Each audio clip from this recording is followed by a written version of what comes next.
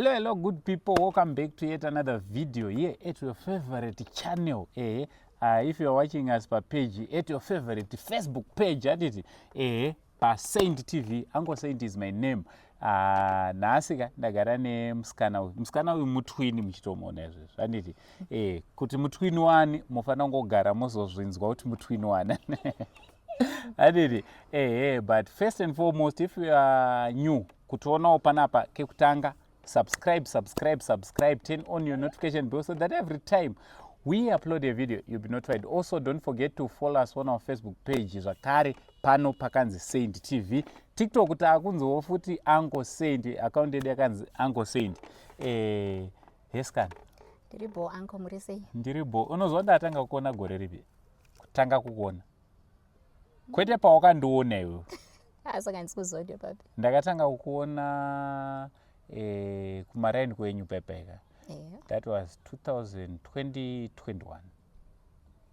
Ngeri 2021? 21, 22, somewhere there. And ruti pandakatanga kukuona. Okay. Iwewe usati wakundidi? Ndisandakuona iye. Zviri kudidi? Hapana pa uncle. Handidi? Beta ari semarunnings. Aiwa, ndizvo. Uri kuglowa? Tiri kuglowa? Uri kugloweswa nani? Oh, thank you so much. Ndikuzviglowesa ndega. Taura chokwadi. Sure uncle. Ndingagloweswa naniko? Ameno zvimwe zvamunenge muchipiwa. Vamwe vari kuti hanzi ukapiwa rudo rwakawandisa unoglowa. Kana uncle ndikugloweswa nemafuta. Mafuta? Uri tongozvichengeta wewe? Ndongozvichengeta ndega. Handiti?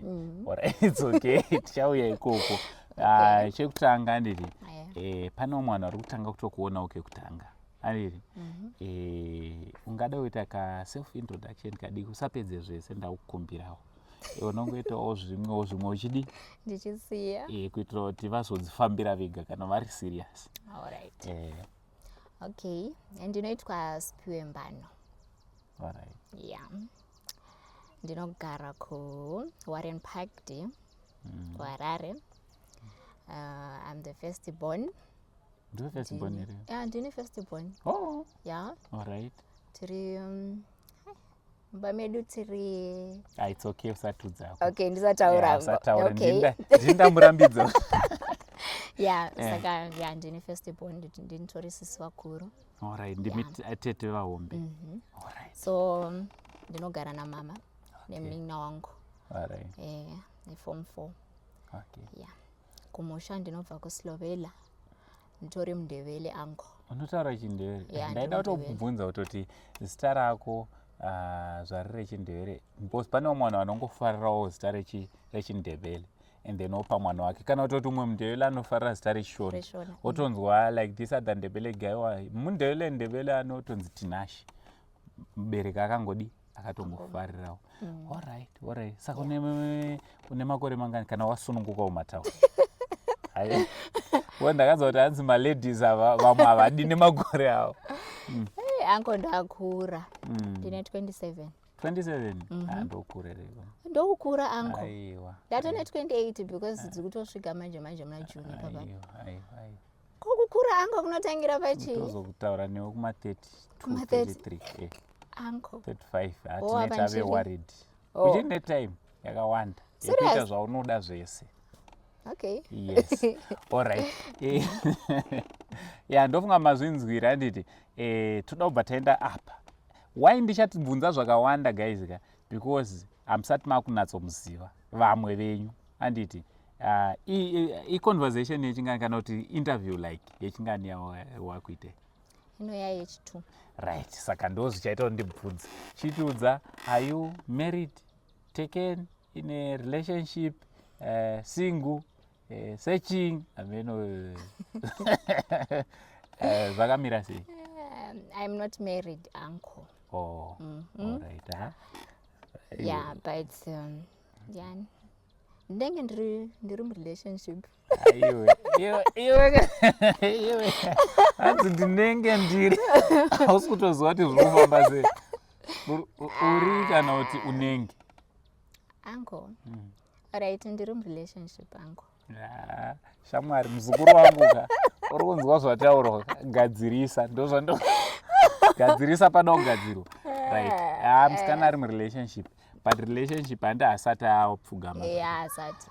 Saka sora ako ndikuita hangu seenda kumaketa but handisi kumaketa chigumwe haasati adi hapana ati apfugama. Saka that's it. Handiti hapana afenza. So all right, fine. Tichazoenda kumwe kwachona toda kuzopesera neko. Tichibva ipapo kuchikoro wakayadzidza kupi? Okay. Primary yangu ndakadzidza kuJairos Jiri. All right. Iri kuHarare. And then secondary form 1 yangu ndakadzidza kwaRusape. All right. St Faith. And then form 2 ndava ndazoenda kuBulawayo kuKing George. All right. Ndokwa ndakazopedza kusvika form 4. All right. Saka wadzidza kumaschools akawanda kaya? kwaRusape uko kandokwa ndakazosangana naSnikiwe. Aiwa, kachimbomira kaipapo. Tichazodzoka. Tichazodzoka nditi. Ikoko tichazodzoka. Right. Zvadaro wakazodzoka rini wakazouya rini kuzogara kuHarare? kuHarare ndakazouya kuzogara 2014 ndo pandakapedza form 4 yangu. Wapedza kare? Kare. Zvanani. So ndo pandakabva ndazodzoka manje pandazogara uku kuHarare namama. All right. Congratulations kapage riri kukura. Anko. Ndiri kunzwa kufara. Handiti? Ndiri kufara zingaita. Ndasingambofungira kutoti ndichatosvikawo kuma 39,000 followers. I'm so happy. After this video, toda kuti unogara mu50. Everyone who is watching this video, this conversation, please ibva imabva panapa muchinofollowa Spiwe papage rake rataisa mudescription. Handiti tarisa mudescription kuitira kuti vanokufollowa. Toda kuti anogara mu50,000. Yes. So zvekucreata content wakazozvifunga papi sei? Zvekucreata content ndaigara ndichizvifunga hangu. All right. Yeah. Ndaigara ndichizvifunga but nyaya yanga iri pamafoni. All right. Yeah. Pari zvino ndingatoti vhele nyaya yemafoni ichiri kutondinetsa because kana ndichitoita zvemacontent ka handinyanyo ndichita zvemavideos handishandisa yangu foni. All right. Ndinotokumbira someone kuti anditore nefoni yake and then ndozosenda mufoni mangu. Why? Yangu foni yangu haitombotore kana. Serious haitomboita. Saka zvekutoti tichitotaura kudai pakaita da kutongosapota nefoni kwayo. Zvino you can take that. Yeah. Ndingafare zingaita. So guys phone number dzemusikana ka ndichadzisa panopera this video. Only munhu ari kuti ndoda kukupa foni. Handisi kuda hangu vamwe vai. Namba ndichangokupirai chinhu 1 kuti ada kungosapota musikana nefoni. Handiti? Aiwa, foni yatogadzirika. Foni yatogadzirika. All right. So meaning kuti you'll be using some other people's phones wosenda kune yako then you upload. Ndozvandoita but wapusha still. Wapusha ka? Ndiri kuedza angu. Handiti? Ndiri kuedza. Yeah, chii chakazokutuma kuti unge uri unoda kuenda online? Chakanyanyondituma ka ndechekuti vanhu vainyanya ndaiti kana ndichifamba painjenda kumashops vanhu vainyanyondibvunza kuti Spiwe unonyanyobatsirwa nani? All right. Yeah, vanhu vazhinji ndakambokubvunza mubvunzo. Saka vanhu vazhinji vaifunga kuti maybe ndinobatsirwa nasomeone. All right. Kupfeka, kudya, kugeza, kuita sei zvese izvozvo. So ndakazofunga kuti zvino ndichitanga kuita content ndichiratidza vanhu kuti zvinhu izvi ndinozviitira ndega. Uchi-answer ma-questions avo. Ndichi-answer ma-questions avo. Oh, wonderful. Yeah. But I'm a big fan zvekutodaro. I really enjoy, especially when you are cooking. Ndotonzwa kutomedzerera matoti. Mboya ndimbokubikirai. Andouya izvo watondinvita ka. I will definitely come. Okay. All right. So tombodzokera. Wakazosangana namai, hanzi mai ani, surname inondinetsa.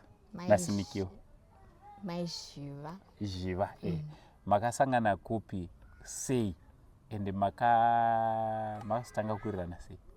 Okay. naSinikio takasangana ingari 20 chiko. But kuri kuchikoro? Yeah, but kuri kuchikoro pandakaita form 1 yangu kwaRusape ikoko. So kuchikoro ikoko kwataidzidza kwakusina vanhu vane madisabilities. Ini naSinikio handizvide okay. Handinoziva different ability. Okay. Wotoziva ubana kuri kuti unonge usingatogona kuita chinhu, but iwewe you have got a different way of doing things. Everything watotoita handi watozvitaura wega ukatoti ndine maitiro andinotoita handibatsirwe nemunhu. So different ability. Yes. Okay. So ini naSinikio takatanga kutozivana ipapo. Ini ndiri form 1 yanga ari form 5. Alright. Yeah. So naSinikio hataizongoonana pepe kana takutobva kuchikoro takuenda because taisagara pachikoro ipapo. Taitonge like tachiri maday scholars. Kwataigara ndo kwakune different vanhu vaigara vane different abilities. Ndokwataigara. So taibva ikoko tichienda kuchikoro. So ndokuzivana kwedu kwatakaita naSinikio. Alright. Mobva matotanga kushamwaridzana? Tabva tatotanga kutoshamwaridzana. Alright. Ushamwari hwenyu wakanga uri sei uye uri seiwo nekuti vakazowanikwa? Ushamwari hwedu patachiri kuchikoro ka aiwa hwanga uripo because sometimes aitondibatsira pazvimwe zvimwe zvandaisagona. Alright. Kana tiri kumahostels paipai. Ndo big sister wawaitotarisa? Ndiyo wandaitotarisa. Saka pari zvino futi tichiri kutotaura tichiri kutowirirana pazvimwe zvinhu anotondionesa kutoti spiwe so pamacontent ako unodai ugodai anondiudza zvimwe zvinhu zvekuita. Wonderful. But iwewe ndakazonzwa kuti une twin sister. Ndakazonzwa kuti une twin sister yako anonzi Chipo Muchegwa. naChipo makasangana kupi sei? Uye ukama hwenyu kuzoklika zvamunoita, because most of the times ndakanzwa kuti mune muri mese makangodaiwo bhande nebhuruku. Okay. naChipo takatanga kuonana tiri kuJairos Chiri. Kuchikoro futi kuprimary. So naChipo tiri kuprimary kudaro taidzidziswa kubika. I think tatiri 2 naChipo ndo patakatanga kudzidziswa kubika chichi. So Chipo ndakazivana naye tiri kuchikoro. And then pandakazobva kuchikoro manje ndana mayezi ndisingaonani naye. Serious? Ndiani aiva muhombe? NdiChipo. Alright. Mama akasiyana nemastream mangani? Iwo paunga uri form 1? Patati kuprimary nasanda form 1. Alright. Muri kuprimary iwo wakazosara uriko iyo bazoenda bazoenda. So takatomboita makore tisinamboita sesinamboonana. So rimwe zuvawo ndikutozviendera zvangu kumashops pamereki pai ndopandabva ndatoona dhuma naChipo ari kutouyawo pagochi. Ndikunzwa munhu akudedzera spiwe ndiwe here. And then ndatoona ndiChipo ndakafara zingaite yangu. Ndakafara. Because ndaisatombofundwa kuti naChipo tichaonana futi. So takabva tatotanga kutotaura nyaya takutofungidzana zvese zvataita tiri kuprimary. Spiwe chiri kumembere paipa pataidzidziswa kubika chichi. So dzimwe nguva anotombouya ndichimbomoonawo makwavo. Zvichidaro. Saka chitiudza nyaya yekurarama nedifferent ability. Community vanhu vanokuona sei? And one thing I like about you, I think the first time pandakakuona pamereki, that was I think 2021, 22 ipava. You were dressed very well. Panyaya yekudresa unoziva zvinhu zvako. Ndochokwadi. Maunofamba muvanhu vanenge vachitokudii? Vanhu ma-first days and vainyanya kutarisisa yangu. vanhu vainyanyonditarisisa ino ndongonyatsoziva kuti pakutariswa nemunhu anenge anyatsori nemibvunzo yakawandisa so aiwa pari zvino izvozvi vanhu vava vandijaira saka especially area yangu vanhu vandijaira zvavo saka you feel now feel comfortable ndakunyatsofila comfortable but hauna kutora seadvantage here yekuti the more questions they have obva wachinatso kuto especially kucontent side uchinatsotoita content yekuvaratidza zvavari kuda kuda kunyatsoona chaizvo maquestions aunonyatsovapindura ndakutotora advantage izvozvo handiti so kutariswa chichiri chinhu here kwavo chisisiri chinhu wangu hachisisiri chinhu chero munhu akanditarisa zvakaita sei anko handito hainangu munhu akatonditarisa ina handitombomutarisa yangu ndinoramba ndichienda kwandiri kuenda ndoramba ndichiita zvandiri kuita zvangu so zvaungati awa ndo machallengeswo andosangana nawo pakurarama kwanendichiita especially mukufamba mune dzimwe nzvimbo ndehapi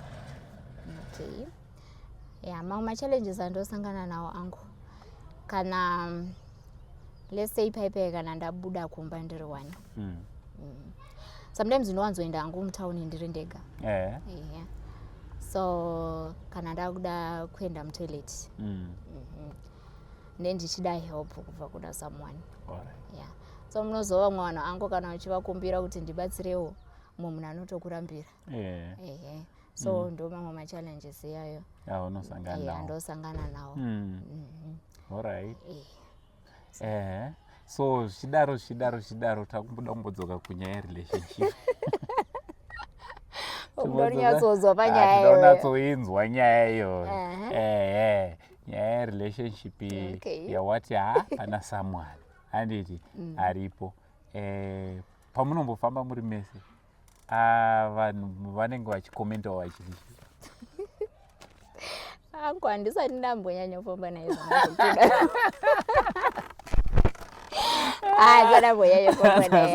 asi munyowani chiri munyowani saka handisati ndambonyanya kufamba saka iquestion yatiri kuda chazoipindura next time saka munotonatsofamba mese uzotipindura andozokupindurai handiti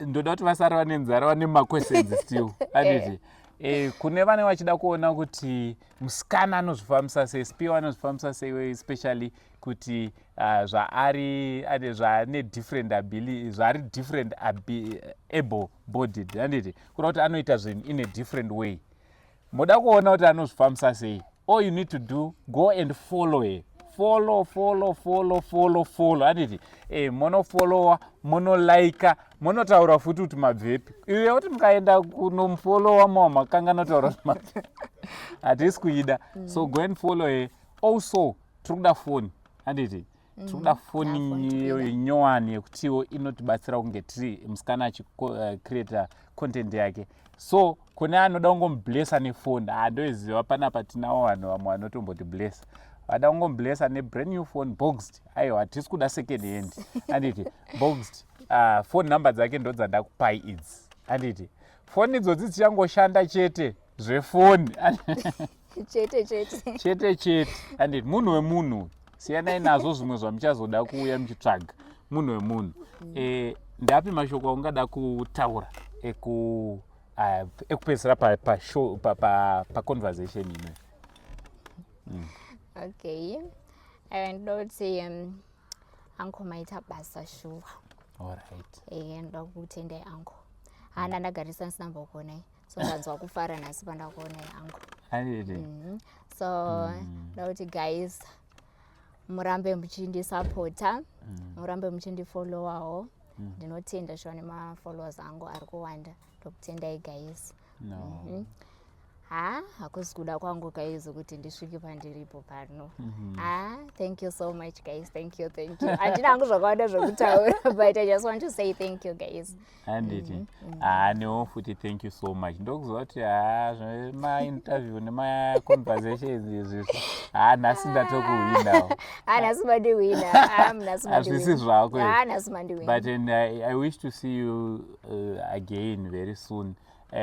Imi zvamunoita kana mune questions amurikuda kuti tizobvunza musikana, nyorai comment section. Ndichangozonyora questions iwawo ndozvatichange tichitaura nezvazvo next time. Aiwa, thank you so much. Don't forget kuenda kunomufollowa nekusubscribe on YouTube channel again. Handiti pa YouTube hansati aiwa, uri kumirire usamira. Handiti uchitobva panapa enda unoita YouTube channel yako zvichidaro kuita kuti YouTube, Facebook, kwese TikTok. Handiti zita rinongoshanda kwese ndiani? Sipiwe Mbano. Handiti so thank you very much guys from Uncle Saint, the only Zim uncle. Ndini sekuru wake futi. Handiti so kana mane dzimwe dzamune makuda kutaura munouya kwandiri. For now ndichiti it's much love and God bless.